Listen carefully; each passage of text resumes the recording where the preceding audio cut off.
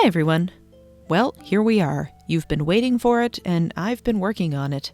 We are venturing into the next worst piece of obscure puppet media.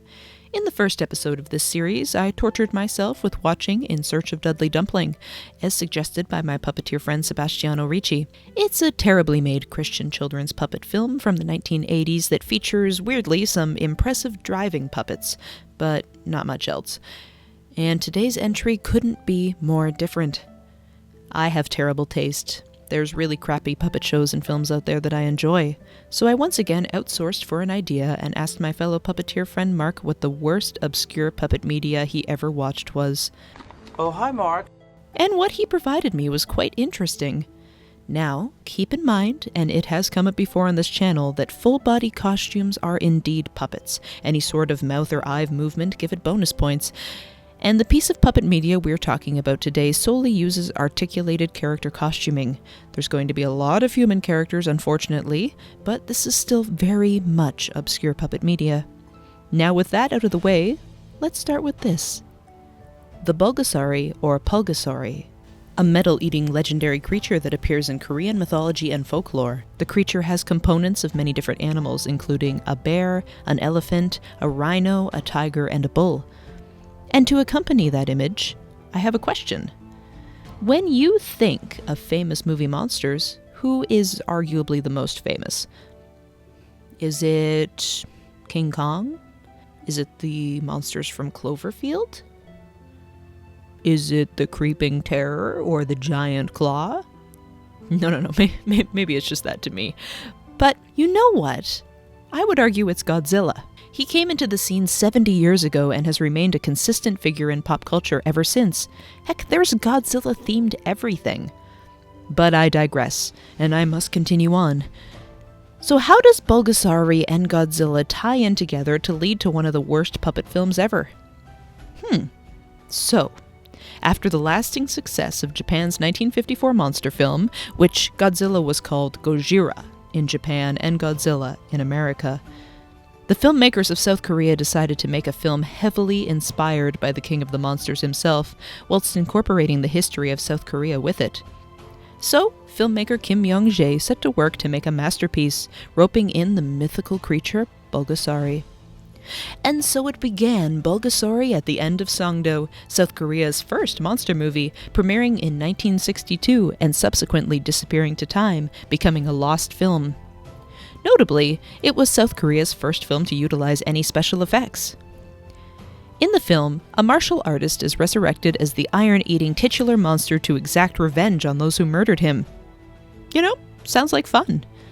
But unfortunately, upon the film's release, it received very negative reviews from both critics and audiences alike. The direction was seen as antiquated and the acting boring. South Koreans weren't impressed with the then revolutionary special effects, and the film eventually faded into obscurity, becoming lost. There is one copy of the script that is preserved at the Korean Film Archive, but it isn't available to the public as of 2025. But although this 1962 film is lost, you won't believe what happened next. Shin Sang-ok was a South Korean filmmaker well renowned for creating films alongside his wife Choi Young-hee in the 1960s and 70s. He was known as the Prince of South Korean cinema. But by the late 1970s, his film career was going downhill, with his most recent productions not doing incredibly, and unfortunately he and his wife divorced. In 1978, his now ex-wife Choi was kidnapped in Hong Kong, where she was expecting to meet producers of a potential upcoming film, and taken to North Korea. Shin was initially a suspect in her kidnapping, and he traveled to Hong Kong to seek out his ex-wife, but was then also kidnapped. So why did this happen? Well, Kim Jong-il had wanted to begin producing big-budget Hollywood-level films. So why not kidnap South Korea's one-time power couple to make some for him? For the next 8 years, Shin Sang-ok directed 7 films for Kim Jong-il, culminating with a monster movie. You know exactly where this is going. A remake of South Korea's 1962 film Bulgasari at the End of Songdo, 1985's Pulgasari. プルガサリ、伝説の大怪獣。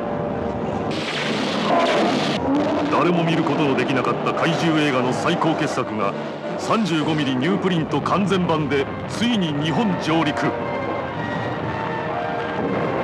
Rumor has it that Kim Jong-il had seen the 1984 film The Return of Godzilla, an incredible revival of the Godzilla franchise and the beginning of the Heisei era of Godzilla films, and he thought, yeah, let's do this, but with the same mythical creature that was already turned into a film in South Korea. So, although considered a remake, Pulgasari has a much different plotline than its predecessor. The film follows a blacksmith's daughter who brings to life a metal-eating monster her late father created to defeat the monarchy. Of course, not being able to see the 1962 film, who knows if there are any more similarities between the two? Kim Jong-il even managed to get Heisei-era Godzilla suit actor Kenpachiro Satsuma to be inside the Pulgasari costume. Shortly after Pulgasari was released, to surprisingly a wider audience than you'd think, being shown in Japan, South Korea, and even in the United States, Shin and his wife escaped North Korea and sought asylum in the United States, returning to their original home of South Korea in 1994. They remarried and were together until Shin Sang-ok's death in 2006.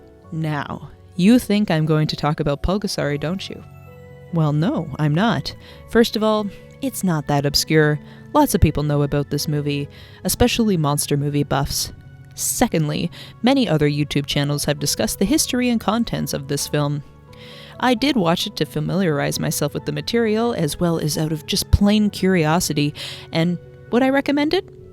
Well, if you like big monster movies, sure. It's campy and very dramatic, albeit it seems like Kim Jong-il saw himself as Pulgasari protecting the people of North Korea. Maybe there's some lore to it, and there's lots of analyses on the film that you can find online that are pretty cool. The acting I found quite good, the score is fine and very fitting, and I quite like the design of the monster. They cranked this film out in a very short period of time with a budget of about $3 million, North Korea's most expensive movie at the time. There are some great shots of Pulgasari, and the suit actor, of course, is incredible.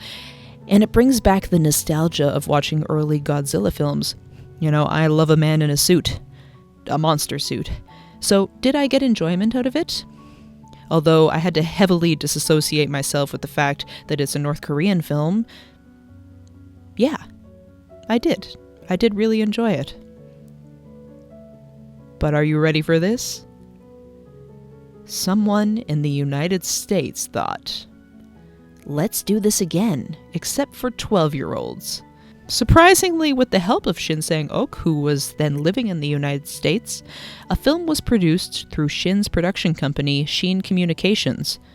A monster film. So, in 1996, an American remake of the 1985 remake of the 1962 film was made.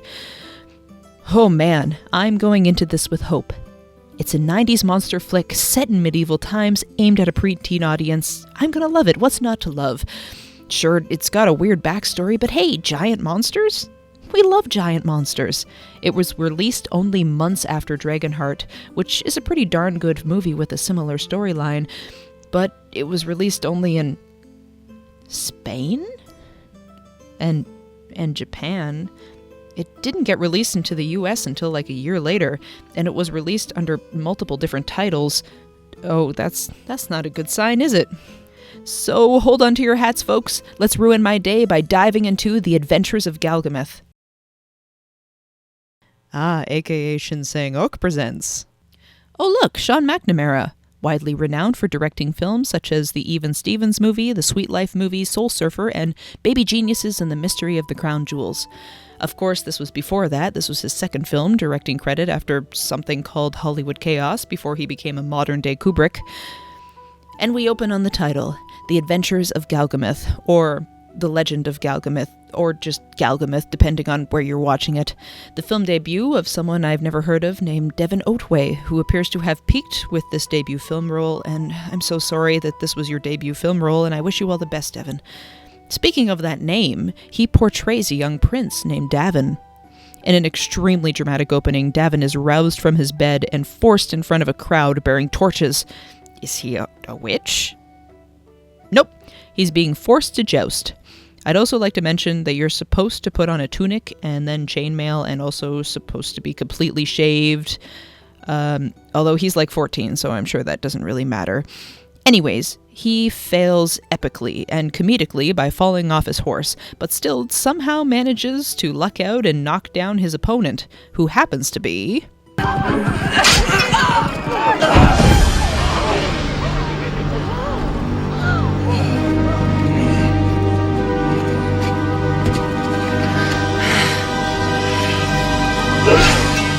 Dad? Well done, my son, well done! Sean McNamara. Oh, the director of the film. He plays his father, the king. Oh, we love an actor-director like Orson Welles, Charlie Chaplin, Tommy Wiseau. Speaking of body hair, oh boy. Also, Sean is the worst actor in this movie by far. Thankfully, he doesn't last long. Stick with me, folks. You give me this as we speak, my lord. Let it be known to our children's children that on this day, Prince Davin proved himself worthy of knighthood. Holy crap, this acting sucks. It feels like I'm watching a Disney Channel movie. Which is exactly what this man is known for, so I guess he went down the right path after this. The king declares that his son has proved himself worthy. But did he? We head back to Dawning Gold Castle, where Davin laments to his dad about how he was absolutely terrified to joust. His dad says courage lies in his blood. On the topic of blood, the king does have a little shoulder boo-boo from his son stabbing him with the lance, so he needs some medical treatment. Speaking of daddy... But hold your breath, because tonight will be the night that I will fall for you over again. Don't make me change my mind. I'm doing fine. So, we're introduced to our antagonist, the Black Knight, LL. Let me get back to my normal narrating voice. Here we go! Played by sexy beast Stephen Macht. Fought marvelously well tonight. He perfectly encapsulates every medieval evil character from that time who was almost British, but maybe not. Now, LL apparently doesn't do the doctor thing usually, so... Oh yes, of course. Okay, he must be here because he needs to poison the king so we can move the story forward. So LL immediately poisons the wound care for the king, dabs the poison on his wound, and the poison very slowly begins to take effect. Thank God, because the king's acting really is horrific. But before the king dies, he shows his son a little model of Galgameth, an ancient family legend. Galgameth is on the family ring that Davin has on his finger and on their coat of arms on the wall. The king tells his son that the model is the real deal, the real legendary Galgameth, and the story of him can be found in the Book of Ages. Chapter name? Page number? Okay, alright, that's fine, we don't need that info. The king says that the little model will protect Davin. He starts feeling the effects of the poison, and Davin goes to get help. LL swoops in from the shadows to stand there. Then the king tells the little statue to protect his son. Protect my son.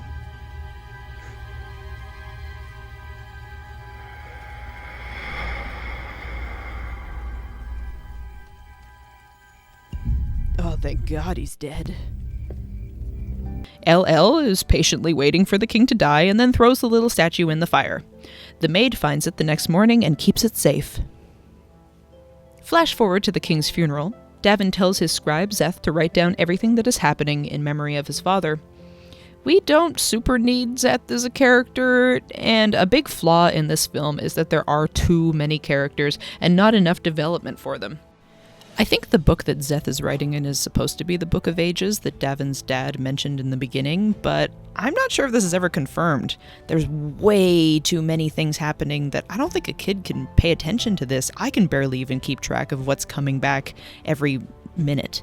Davin gets very emotional, of course, because he thinks he's the one that killed his father by stabbing him with the lance. LL tells Davin that he will take care of affairs until he is ready. So you can imagine where things are going. LL just does evil things for a bit, raising taxes and lowering the age of males joining the king's army, and turning out all dogs from the castle because he's a cat person. He gets his royal helper, who doesn't have a name that I know of, but he's played by Time Winters, so we're just going to call him Time Winters. So he gets Time Winters to do everything for him and seems to bribe him with a half a loaf of bread. LL then makes sure that the citizens think that all of this is done by Prince Davin. Evil, evil, evil. The knights of the castle are now also evil and listen to LL and they burn books and such, I don't know.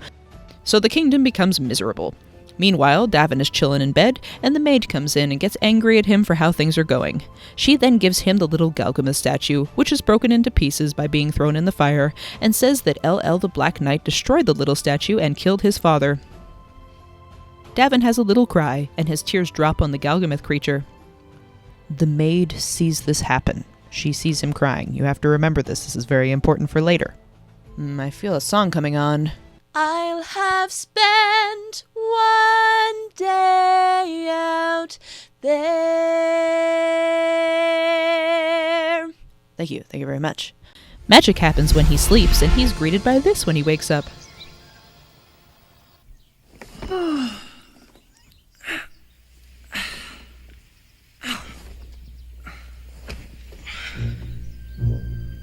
Well, I got my appetite back. The weirdest coming-of-age story I've seen in my life.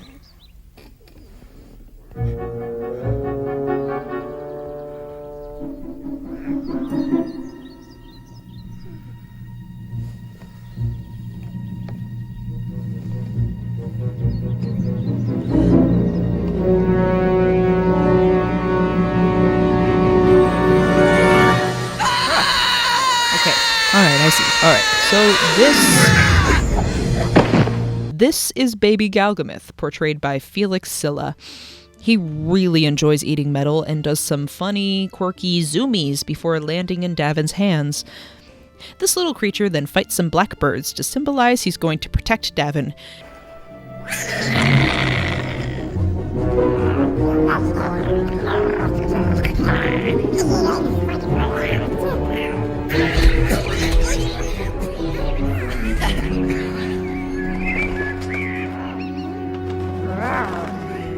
Keep this in mind. Remember blackbirds. This is going to come back. This scene goes on for 5 minutes, and it feels like an hour. The pacing is so slow. This is when I really started getting bored. Please, can we move forward with the plot? Let's go.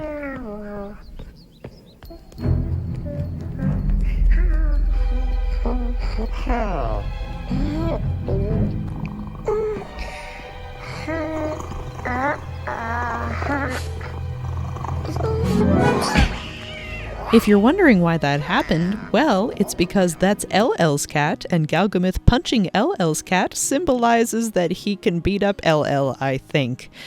Come on, movie, let's go. Let's do this. Let's do something. You can see the non-puppet creature that the actor carries around vastly differs from the moving creature costume. There's also CGI shots when little Galgameth is jumping around, and it's not bad for the mid-90s, but it's not great.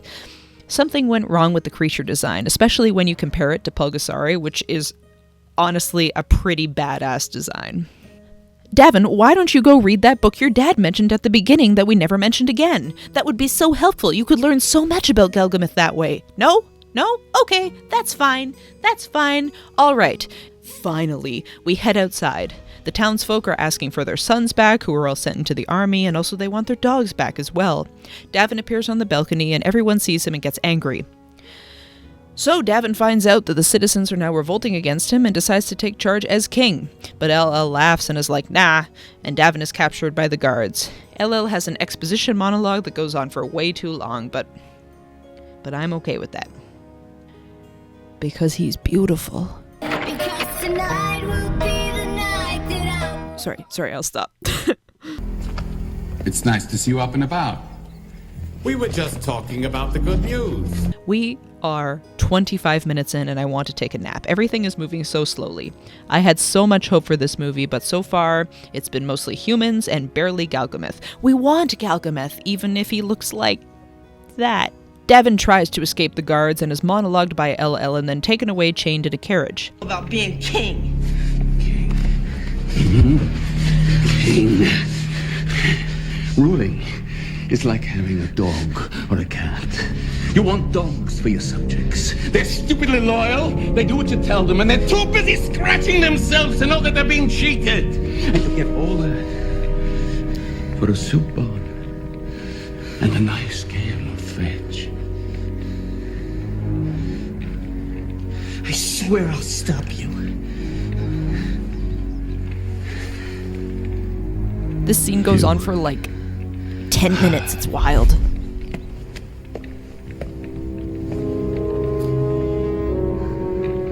And what army? Ooh, burn. So while Davin is captured in the carriage, he gets rescued by tiny Galgameth. You can't. You eat metal? Yes, he does eat metal. He ate your spoon. I thought we already made this clear. The carriage Davin was in enters what I think is a jail of some sort. It seems like it's super far away from the castle.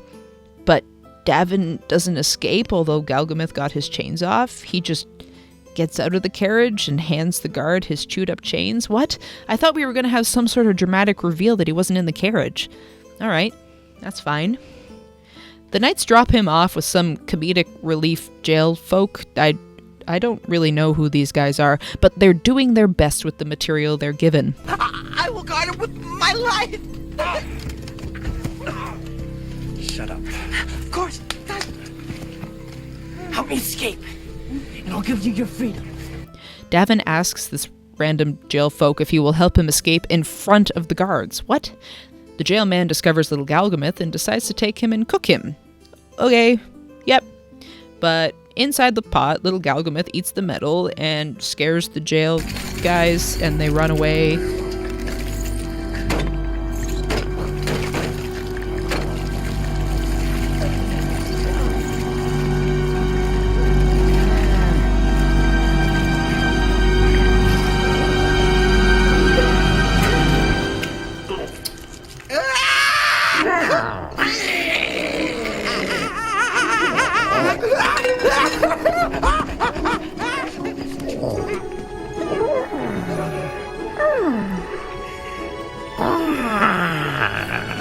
Just to reiterate that he eats metal, in case that wasn't clear, he then eats everything metal in the kitchen and then grows in size.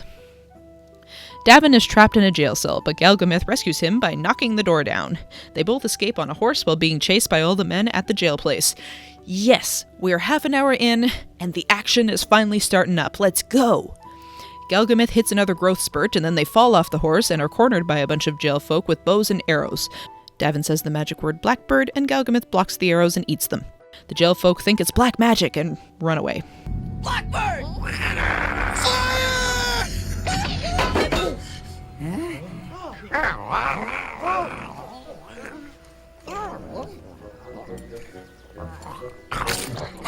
Black magic! Mother of God, run! Stop, you cowards! Devil! Take slap! I'll take your head off once and for all! We go back to LL, who is at the castle monologuing to his cat and Time Winters. LL wants Zeth the scribe from the castle to be beheaded since he was friends with Davin. But, and this is really weird, when Zeth is going to be beheaded in the forest, he then hears his dog bark and randomly just runs away, and the guy who was supposed to behead him just is okay with it. It's kind of a weird scene. No. Face up. So you can see the blade. Any last words, scribe?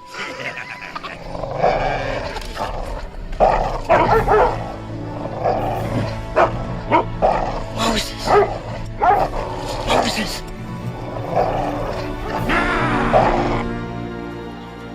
So Davin and Galgameth end up in Lovania. Galgameth is dressed like a little peasant and totally blends in. I wouldn't even question this. They enter a bar and hear people talking badly about killing the new King Davin. Then there's also a sword swallower. Cool. Davin takes off his royal ring, puts it in his pocket, and calls himself John. Davin befriends a little bar lady named Julia. He introduces Galgameth as his deaf-mute sister named Mary. Julia asks where his parents are, and he says they were captured at the castle. Well, as a matter of fact, her parents are as well. She gives him free food and curses King Davin's name.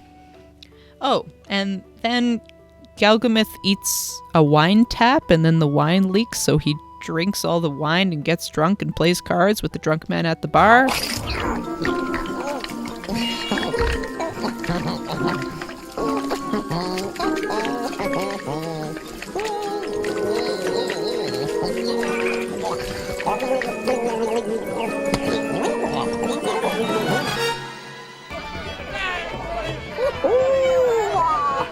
Wow, so quirky and whimsical, Galgameth. Davin is smitten by Julia in the same way that I am with LL. He befriends the bar owner, but then the evil guards come in and raid the bar looking for a thief. They don't actually mention that it's the king. Davin tells the bar guy that he doesn't want to be drafted into the army, and he's hidden by his new friends in the wine barrel. I don't know how the knights would know that he was at this one bar far away, or if they just randomly happened to end up at the location that Davin happened to be. They ask the bar patrons where the thief is. No one gives a concrete answer. When Time Winters is about to discover the two hiding, Julia shoves food in his face. He laughs and then arrests all the peasants and lights the bar on fire. Then the king's guards decide to behead everyone that was in the bar for lying about the thief being in the bar, although they didn't even know if the thief was even in the bar. Okay.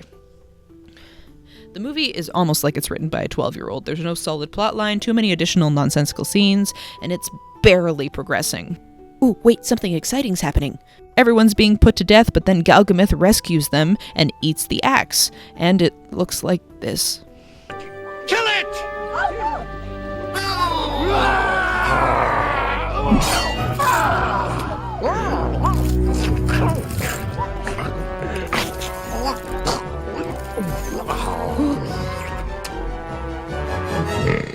What?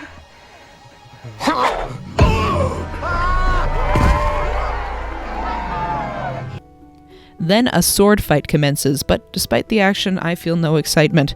And Galgameth enters his next form since he's now earned enough XP points from eating metal. Now he's a big monster.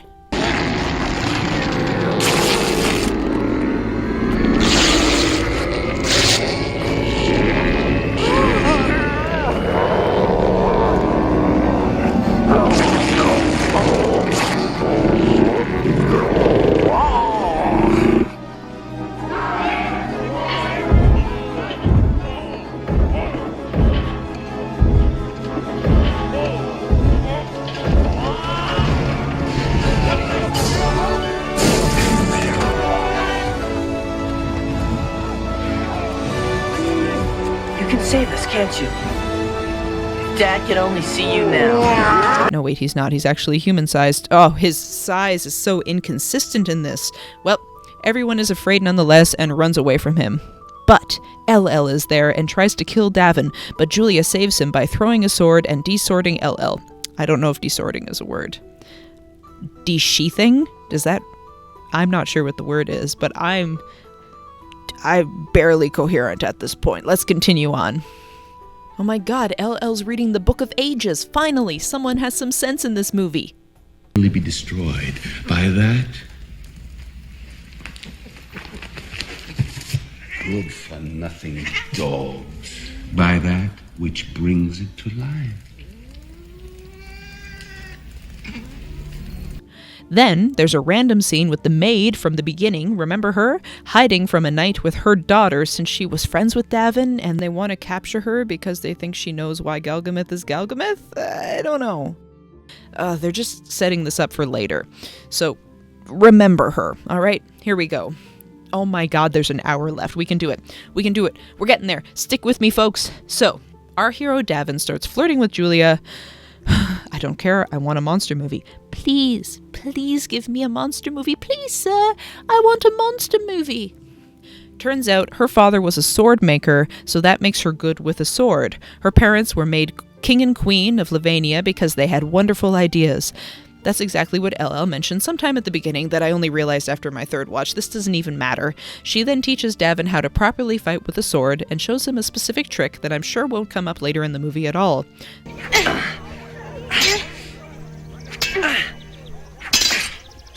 Now, if you ever get caught like this and you think it's over, use all your might and circle around. And they're dead.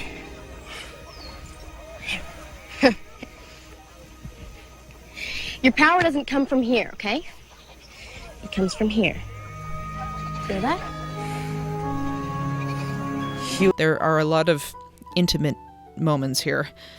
Then we get an allegedly funny jousting scene where Davin learns how to properly joust and not just luck out like he did at the beginning of the film. He seems to somehow not be able to ride a horse, although when he escaped the jail earlier, he was really good at it. Meanwhile, LL is angry that a cannon isn't finished being made because he needs it. It's very important for the climax of this film. As in a month? The metal on the cannon must cure properly. And who's going to cure me? I'm plagued by idiots! Go! Finish that cannon in 3 days, or I'll cut a hole in your chest, rip out your heart, and eat it! Then we get a fun, quirky scene of Galgameth playing soccer. Okay, now.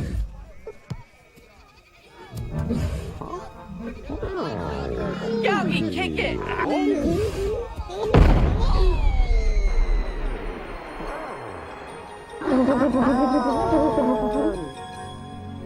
Also, that ball's going to come back later, so stay tuned.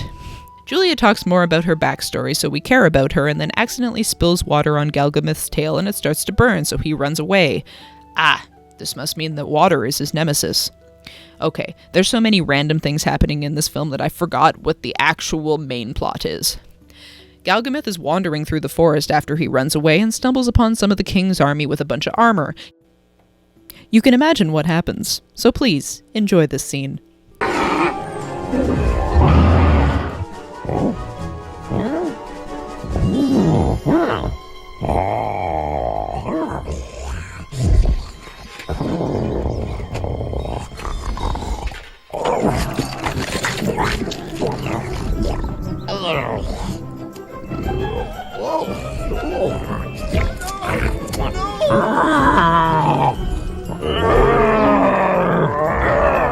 What does he want? I don't know. I think he wants us to. Oh my God! Okay, back to our normal scheduled narration. Wow, what a fun and quirky scene. Well, the townsfolk are looking for Galgameth, and then they see our scantily clad knights running through the forest, so guess who can't be far behind? Make that a 20-foot tall little kid.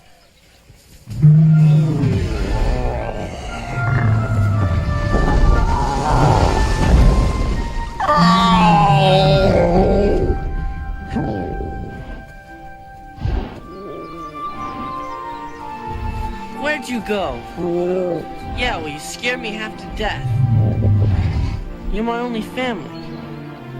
And you've been eating again, haven't you? Metal mouth.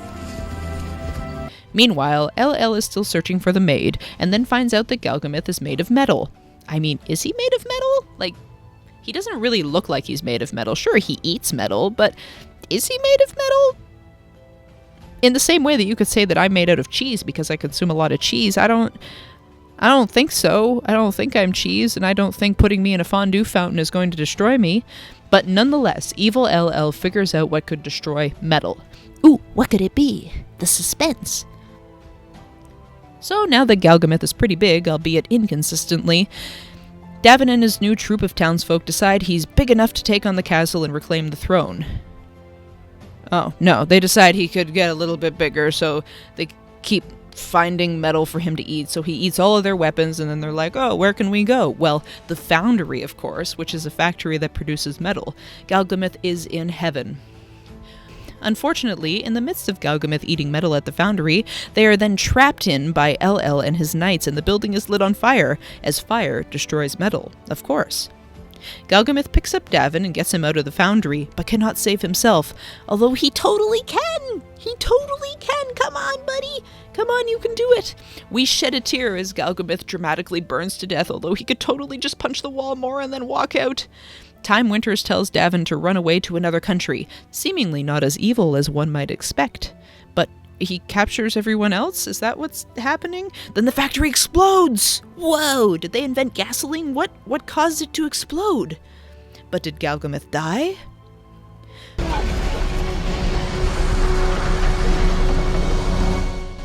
Holy shit! That's so cool! Oh my gosh! Galgameth looks like burning Godzilla in Godzilla vs. Destroya that came out a year before this movie. That is such a fantastic look. Wow, we must be about at the climax of the movie. Oh my goodness, burning Galgameth? That is the coolest thing. I knew that we would be rewarded for our patience. Wow, look at that! Look at that! That is so cool. This is exactly what we want to see in a monster movie. Oh my goodness! Whoa! That's amazing! Let's go! Let's go raid the castle! Let's go, Galgameth! Let's do the thing! Here we go! Yeah! Yeah! Whoa. Oh my gosh, and he breathes fire? He's breathing fire! Oh! Oh! That is so cool! Wow. Wait, why is it daytime? What happened? What was the conclusion of the scene? What happened? What is the forest burned down? Is Galgameth raiding? What? No. No. So, we're just back to planning the raid on the castle, which could have happened already, but no, and Galgameth is just back to normal and just chilling with everyone. I just have to say that there's 40 minutes left of this movie. Then there's a romantic scene. Davin asks Julia if she'd be interested in a king around his age. Julia is like, what? But then she admits that she likes Davin, not a king. Davin gives her a sword. I don't know. I don't remember if this sword has any important meaning. There's too many things in this movie that come back, and I can't keep track of everything. Julia then knights Davin as King John, because, of course, he's called himself John, and then they kiss. Woohoo. Okay, so now we're gonna raid the castle. Let's raid the castle. Let's go! LL finds out that the townsfolk are on their way to take over the castle, and he uses a knight's head as a table for something. I don't know. Funny, haha. Well, at least he's beautiful. Also, there's apparently a spy that knows the intel on Galgameth, but I don't know how they're getting information back and forth so smoothly. It's starting to get more confusing if it wasn't already confusing enough already. So the traitor is actually, like, this blonde guy, the sword swallower guy. I'm not even sure if it's ever mentioned that he is the traitor, but, like, he shows up later to do a traitor thing. I don't know. But we're getting there, so LL tries to thwart our hero's attempt to raid the castle by big rocks, and traps Galgameth by a flimsy rope around his leg. I'm sure that rope is strong enough for a giant metal monster. Ooh, and then there's some dynamite explosions happening for some more funsies, with Time Winters and the cannon builder named 2 being dramatic. Be like, woo, like Tim the Enchanter. I guess then we are to assume Galgameth is dead under the rubble? Speaking of 2 the Cannon Builder, very important character that comes up twice, the cannon is done and they test it out on a mine, and it works very well. The scribe, Zeth, that was once Davin's friend, is found by the townsfolk as he ran away like days ago, because remember he was being beheaded and then he hurt his dog and then he ran away and everyone was just fine with it. Well, anyways, he gets captured by the townfolk and he is about to get hanged. But he recognizes Davin and asks for a pardon. This is when the townsfolk discover Davin isn't John and is actually the king. Davin shows them his ring, which has a little Galgameth on it, and has somehow remained in his pocket this whole time, and the townsfolk are quickly convinced, and they decide to hang Davin as well. He tricked us into giving up our weapon. No, wait! Think about this for a minute! Think about this! Stop it! Come on, stop it!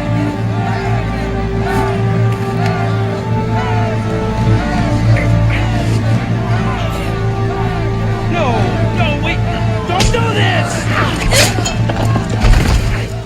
Julia saves Davin and Zeth and monologues to the townsfolk, because they went from 0 to 100 real quick.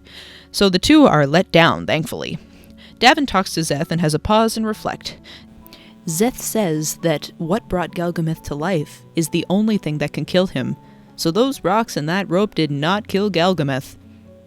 And you know why Zeth knows this? It's because he read the Book of Ages, Davin! But anyways, Davin starts digging up Galgameth, who is trapped under all of the big rocks, but he is being threatened by the least threatening knight ever.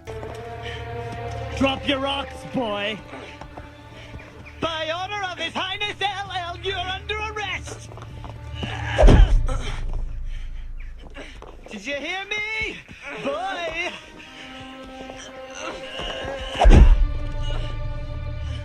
This is gonna be fun. And that knight is ambushed by the townsfolk, shooting the one arrow that they probably have left that they didn't feed to Galgameth.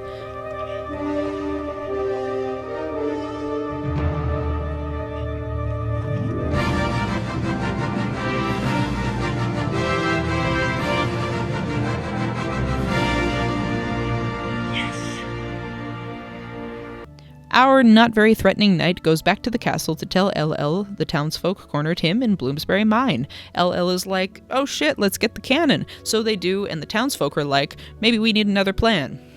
Davin tries to think of another plan, and then he does this. You sure that surrender thing won't work? I hope you've got another plan. Blackbird. Blackbird. Blackbird. Blackbird. Blackbird. Blackbird. Blackbird. Blackbird. Blackbird. Blackbird. What the hell is Blackbird? Blackbird! Blackbird. Blackbird. Blackbird. Blackbird. Blackbird. Blackbird. Blackbird.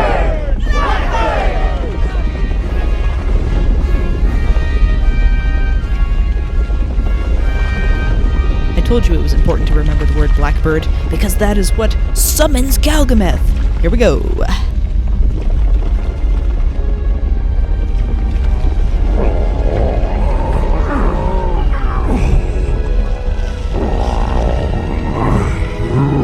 It worked! Yes!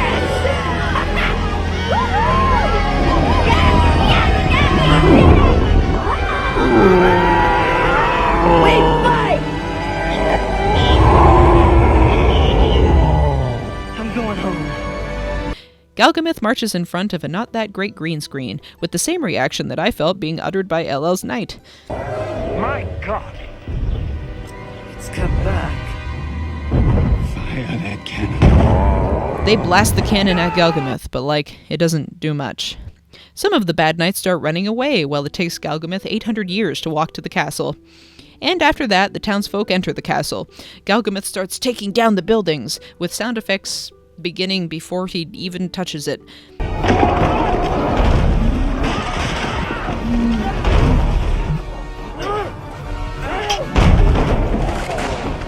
And then the traitor, sword-swallowing guy, swoops in. He summons LL to the church, where there is the maid from the beginning who had the pieces of Galgameth that she gave to Davin. Because of course she knows what brought Galgameth to life. Man, he's got such a good hand. Anyways, LL threatens he'll kill her daughter if she doesn't tell him what she knows. So I do have to say the girl who plays the maid is a great actress. Say hello to Mommy. Take a look at this scene. Now, if you don't tell me what you know, then one of you is going to die. And it probably won't be you. Now, what did you do with the pieces? I gave them to the prince and he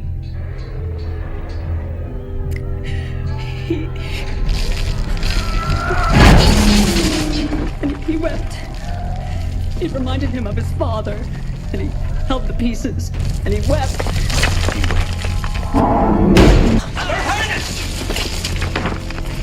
You're going to lose your bloody kingdom unless you can tell me some way to beat that damn monster! He wept! On the pieces.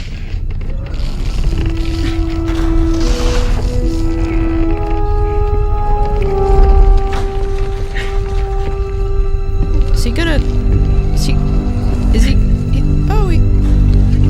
Okay. Salt. Water. Get out! All of you!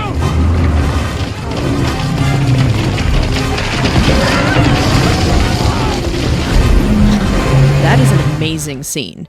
Unfortunately, everything that comes after it is not that great. Wait, so earlier in the film Julia was carrying water in a bucket and spilled it on Galgameth. Does that mean that she was carrying salt water? I hope she wasn't going to drink that. Oh, anyways, whatever. We've passed that. Julia finds her parents. Cool, okay, happy ending for that. Galgameth is causing hundreds of thousands of dollars of damage. They aren't going to even have a castle when they try to take it back. The evil peeps get the cannon working again, and this happens.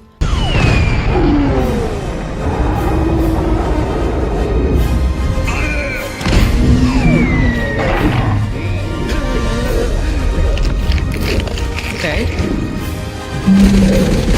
What?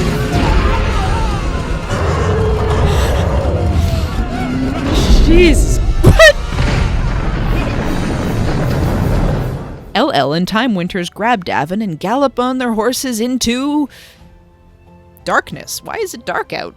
How many hours have gone by? What's going on?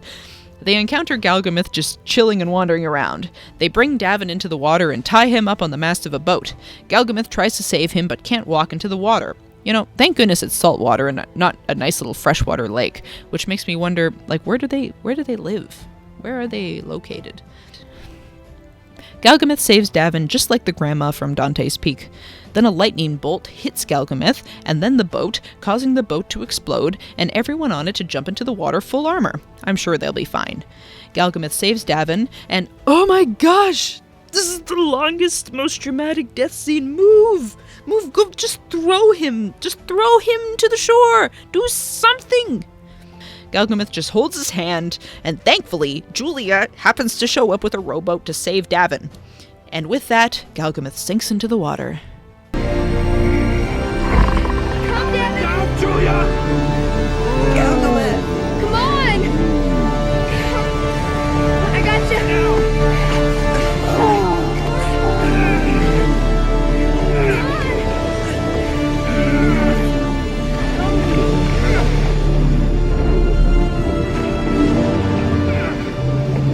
Blackbird! Blackbird! Blackbird! Oh, Blackbird. Yes, of course, because we have an emotional connection with that word now. Sure.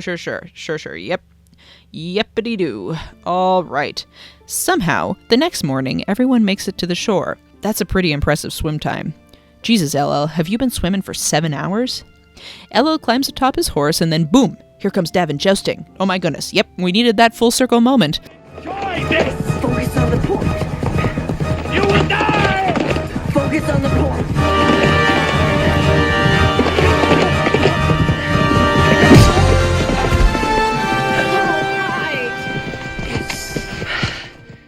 He knocks LL off the horse with a paddle. Woo! Then they have a sword fight, where Davin uses his sword trick that Julia taught him like an hour before in this movie.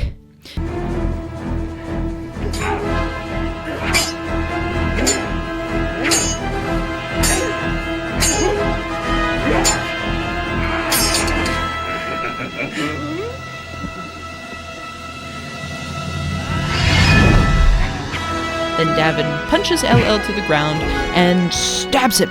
Yeah! Do it! Oh yeah, kill that man!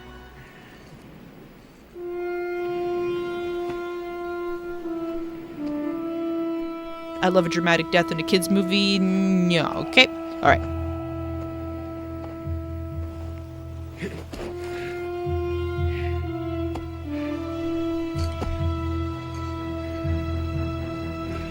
Wait! Oh!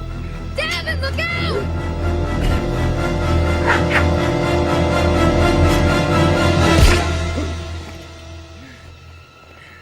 You'll still make a lousy king. Now, I'm pretty sure a stab to the stomach takes a little longer to die, but nonetheless, that was a very badass death for this really, really hot villain. Woo! Later, Davin gets crowned king in a lovely little ceremony, and Julia is his queen? I guess they did get married early back in the day. Zeth's dog chases LL's cat to the waterfront where there is the ball Galgameth kicked 45 minutes earlier in this movie. Remember that? Remember that ball? Oh, yep, there it is. Julia and Davin frolic back to the waterfront where the dog is whimpering. They look on the sand and see a little Galgameth figurine. Yay!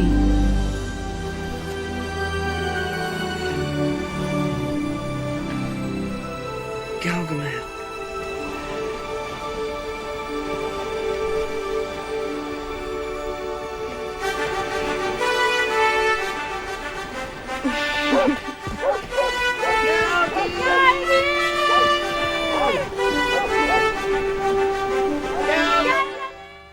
Graham Winter's character's name is Templeton? And that's the movie. Okay, so there's something called the Epic of Gilgamesh from around 2100 BCE, the third dynasty of Ur. Gilgamesh is an evil king who wants to conquer the world and then look for eternal life. I just need to say that this is not Gilgamesh, but the titles are very similar. My roommate thought that that's what we were watching. We were watching a movie about Gilgamesh, and he was really confused about a metal-eating monster named Galgameth because he was like, isn't this Pulgasari? And I was like, no, Galgameth. If anyone knows what Galgameth means and why it's the name of this movie, please let me know, because I can't seem to figure it out. Now, I'm not the biggest fan of medieval fantasy for kids, but, you know, I really like Dragonheart, I really like The Princess Bride, I like the popular films in this category. But you know what I really do enjoy? A monster movie. I love most monster movies, and this did it in all the wrong ways. Although Galgameth himself is a fairly impressive monster movement-wise, portrayed by Felix Silla when he's smaller, and Doug Jones, the man, the myth, the legend, when he is taller, the plot and human actors bring everything to the ground. That is, apart from LL. But maybe it's because he's hot and channeling his best Sheriff of Nottingham impression. The design of the suit leaves a lot to be desired, though, especially when you see Pulgasari and how incredible that design is, and then you see Galgameth. The beginning feels like a Disney Channel film, but as soon as Davin gets captured, it was kind of numbingly boring. The jail bandit guy actor was acting his ass off, but it was awful. Near the end, though, it did pick up. Also, as a puppet movie, there's not a heck of a lot of puppet going on. Galgameth is certainly an interesting character, but I'm just not a huge fan of his color or design. I think they were going for a more brass look, but it didn't work out super well. Galgameth could have been such an epic film based on its history, a rival to Godzilla, as the Heisei era had culminated the previous year. But oh no, it's a film you'd see on Nickelodeon in the evening. It's kind of disappointing that it gets so mind-numbingly boring for so much of it. You could cut off an hour of this film and it'd probably be pretty good, but nope. You also have to pay attention so hard because so many things happen that come back later. Oh my gosh, my brain. So, Mark, old buddy, old pal, is this the worst obscure puppet film of all time? I don't think so. It's pretty okay for like 11-year-old boys, but it is very slow. LL brings it all together, though. Because tonight will be the night that I will fall for you over again. Don't make me change my mind. But what do you guys think? Leave a comment below with your thoughts on the film. And do you have an awful piece of puppet media nobody knows but you? Also, have you seen Galgameth before? I didn't even know it was a thing until Mark told me. As always, feel free to like and subscribe if you're feeling it. Click the bell icon to be notified when I upload. I have no consistent upload schedule, but believe me, I am always working on something. I hope to build more of a rapport with my audience. I'm really bad at talking to people, so I think that's going to be my resolution of 2025. Remember, I appreciate each and every one of you. You are all so very special, and I want to dedicate this video to my friend Tate, who has gone on an adventure to the other side of the world. If you'd like to follow me on social media, I'm pretty much just active on Instagram, Jet McPlane. Of course, I'm a little pink plane. So, anyways, thanks for watching, and I'll talk to you later. Hey Mark, old buddy, old pal, I'm going to be making a second Worst of the Obscure video. I was wondering if you have any ideas for it. Like, what's the worst piece of puppet media that you've ever seen? Whip it to me. Oh my god, have you ever seen Galgameth? That thing is completely insane. So, you've got the king, and he's poisoned by the Black Knight who wants to seize control of the kingdom. So as he's on his deathbed, he says to the prince, his only son, the only heir to the throne, "Oh, don't worry, it's all gonna be okay." And he's like, "What do you mean? I'm just like a kid, I don't know what I'm doing." And the dad's like, "Oh, no, it's fine. I've got this great protector he's been watching over our family for generations." And he hands him this little statue of this little dinosaur thing. And the kid's like, "What kind of protector is that? It's a statue." And he's like, no, trust me. And then he just dies. So the kid's all upset. And then it turns out that the statue actually is alive. like, it turns into this little creature named Galgameth, and, like, it eats metal and grows and becomes giant, and, like, he meets this girl, and the Black Knight tries to get him killed. It's completely bonkers. It's nuts. I'm not making this up.